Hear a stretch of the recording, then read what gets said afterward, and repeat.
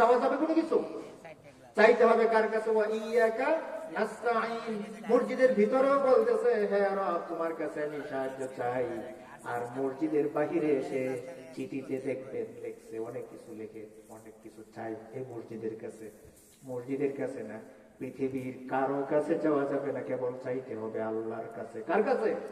আল্লাহ ছাড়া কারো কাছে চাওয়া কোনো প্রকার জায়েজ নাই, বৈধতা নাই। এগুলা হচ্ছে শিরিক। আর শিরিক করলে আমাদের অবস্থা, আমাদের আমল বরবাদ হয়ে যাবে। কে বলছেন? আল্লাহ বলছেন। আয়াত বলবো। আল্লাহ রাব্বুল আলামিন বলেন, ওয়ালাকাদ উহিয়া ইলাইকা ওয়া ইলাল্লাযীনা মিন ক্বাবলিকা লাইন আশরাকতা লায়াহবাতান্না আমালুক ওয়া লাতাকুনান্না মিনাল খাসিরিন। আল্লাহু আকবার। রব বলছেন, তাফসীরে এসেছে ওয়ালাকাদ উহিয়া ইলাইকা ওয়া ইলাল্লাযীনা মিন ক্বাবলিকা। নবীকে বলছেন, হে নবী, শুধু আপনি নয়, আরো এরকম তাফসীরে এসেছে, ইবনে কাসির সহ তাফসীরে 20 জন নবীকে আল্লাহ সতর্ক করেছেন। চিন্তা করতে পারছেন নবীদের দ্বারা কোনোদিন শিরিক হওয়ার সম্ভাবনা আছে নাকি? একদম নাই, একদম নাই। কারণ তারাই তো তাওহীদের দাওয়াত নিয়ে পৃথিবীতে এসেছিলেন, সম্ভবই না। তারপরে ওরা এই নবীগণের মাধ্যমে পুরো জাতিকে কিয়ামত পর্যন্ত যারা আসবে সবাইকে সতর্ক করছেন যে যদি লাইন আশরাকতা লায়াহবাতান্না আমালুক, যদি হে নবী আপনি শিরিক করেন, আমি আল্লাহর সাথে অংশীদার স্থাপন করেন, লায়াহবাতান্না আমালুক, তাহলে আপনার সমস্ত ভালো কাজ, নেক কাজগুলোকে আমি আল্লাহ নিষ্ফল করে দিব। আর আপনি হবেন সবচেয়ে বেশি বড় ক্ষতিগ্রস্তদের অন্তর্ভুক্ত। কেন ক্ষতিগ্রস্তদের অন্তর্ভুক্ত হবেন বলেন? কারণ শিরিক যারা করবে, হ্যাঁ, তারা কি হবে না, কখনো জান্নাতে যাবে না। আর হাসরের মাঠে যারা জাহান্নামী হবে তারা কি ক্ষতিগ্রস্ত হবে না অন্যরা ক্ষতিগ্রস্ত হবে? বলেন তো, কথা বুঝতেছেন তো? হুজুর হয়তো চলে আসছেন কাছাকাছি, আর আমরা লম্বা করবো না ইনশাআল্লাহ, শেষের দিকে আমি ফিনিশিং এ চলে যাচ্ছি। মোহতারাম হাজিরিন, তাহলে শিরিক করলে কি হয়? নেক আমলগুলো নষ্ট হয়ে যায়। কথাটা খেয়াল করে, শিরিক করলে কি হয়? সমস্ত নেক আমল, আপনি যত ভালো কাজ করেন না কেন, আপনি মসজিদ করে দিয়েছেন 20টা, মাদ্রাসা এতিমখানা করে দিয়েছেন 50টা, প্রতি বছর আপনার কোটি কোটি টাকা আপনি হজ করছেন, যাকাত দিচ্ছেন, অনেক, এমন কোন পৃথিবীর রাস্তা নাই যে রাস্তায় আপনি টাকা খরচ করেন নাই, ভালো ভালো। তারপরে যদি আপনি শিরিক করেন, তাহলে আল্লাহ বলছেন এই তোমার সমস্ত ভালো কাজগুলা, নেক কাজগুলাকে আমি মাটি করে দিব, শেষ করে দিব, একটাও আমি আল্লাহর কাছে টিকবে না, সব বাতিল হয়ে যাবে, নিষ্ফল হয়ে যাবে। শুধু তাই নয়, হাসরের মাঠে আপনার আমার আমলনামা যখন আল্লাহর হাতে দেওয়া হবে, আল্লাহ কি বলছেন জানেন? ওয়াকাদিমনা ইলা মা আমিলু মিন আমালিন ফাজআলনাহু হাবাআম মানসুরা। আল্লাহর কাছে যখন আপনার আমার ওই শিরিককারীদের, ওই কুফরকারীদের, আল্লাহর সাথে অন্য কেউ ডাকতো, আল্লাহও দিতে পারে অন্যরাও দিতে পারে, এরকম বিশ্বাস করে জীবনটা পার করে দিছে, নামাজে 5 ওয়াক্ত হইলে কি হবে, প্রতি বছর হজ করলে কি হবে, মাদ্রাসা মসজিদে দান করলে কি হবে, এই তার মধ্যে শিরিক থাকার কারণে সেদিন যখন আল্লাহর সামনে তার আমলনামা উপস্থাপন করা হবে, আল্লাহ সুবহানাহু ওয়া তাআলা এটা তার দিকে এইভাবে ছুঁড়ে মারবেন। কি করবেন? ছুঁড়ে মারবেন। ওয়াকাদিমনা ইলা মা আমিলু মিন আমালিন ফাজআলনাহু হাবাআম মানসুরা। আপনি আমি যেরকম ধুলো এক মুঠ বা বালি এক মুঠ, মাটি এক মুঠ নিয়ে এরকম মারি না, এরকম মারি। যেমন দেখবেন ক্লাসে অনেক সময় স্যারে পড়াইতেছেন, স্যারে বলছে একটা অঙ্ক দিছে, এই তোমরা সবাই একটা অঙ্ক করে আনো, অথবা হুজুর একটা আরবি দিছে, তোমরা এই প্রশ্নের উত্তরটা লিখে নিয়ে আসো। ছাত্ররা সবাই লিখে আইসা হুজুরের কাছে খাতা জমা দিছে, হুজুর দেখতেছে দেখতেছে দেখতেছে, হঠাৎ করে একটা খাতা হাতে নিয়ে যে ছেলে দিছিল তার বুকে দিবে চুরে মারছে। এরকম হয় না? কেন হয়?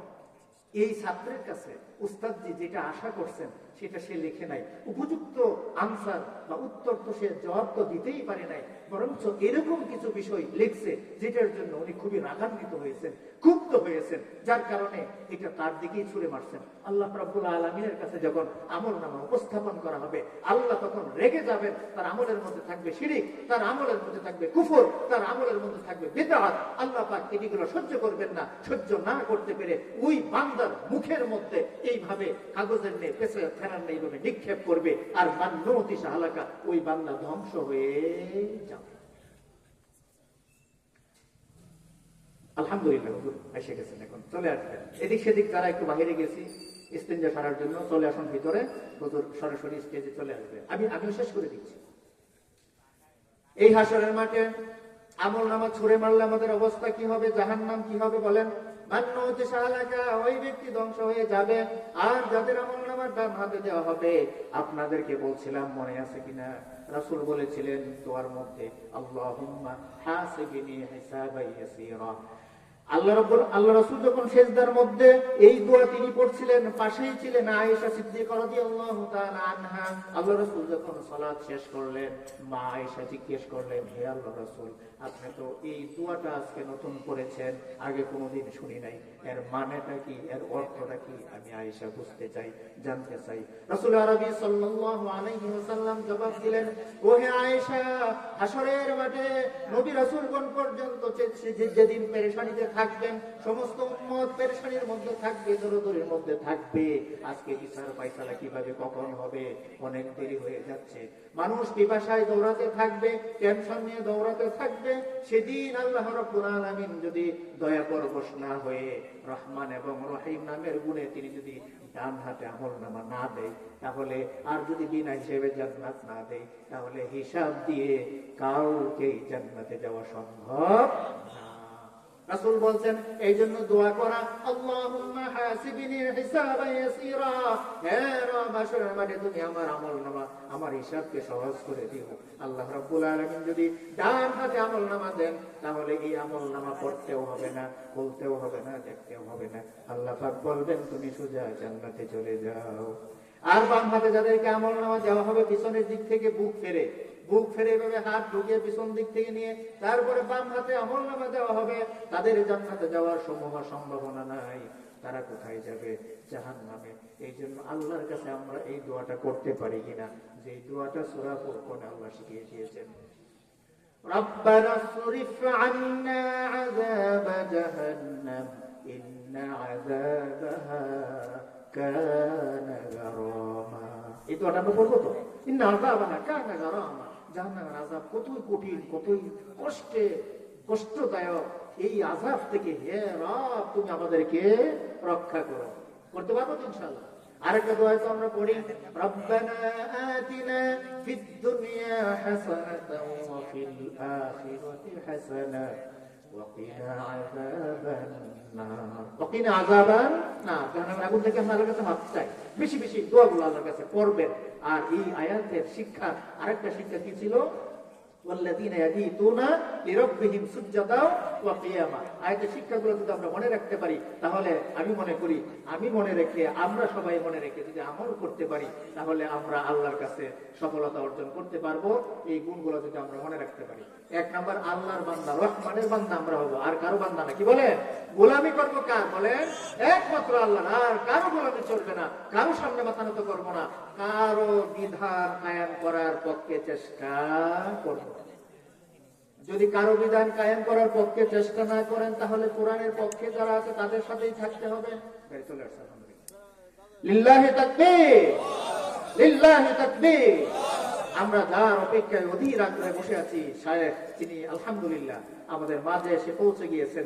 আমরা তার জবান থেকে অতি মূল্যবান নসিহা আমরা শুনবো। আমি যে আপনাদের সামনে সূরা ফুরকান আয়াত 63, 64, 65 আয়াত 66 তেলাওয়াত করলাম, আল্লাহর বান্দা হতে হবে, জমিনে নম্রভাবে চলতে হবে। শেষ করে দিচ্ছি। তারপরে কি হবে? মূর্খের সাথে আমাদের কোনো ঝামেলা তর্কাতর্কি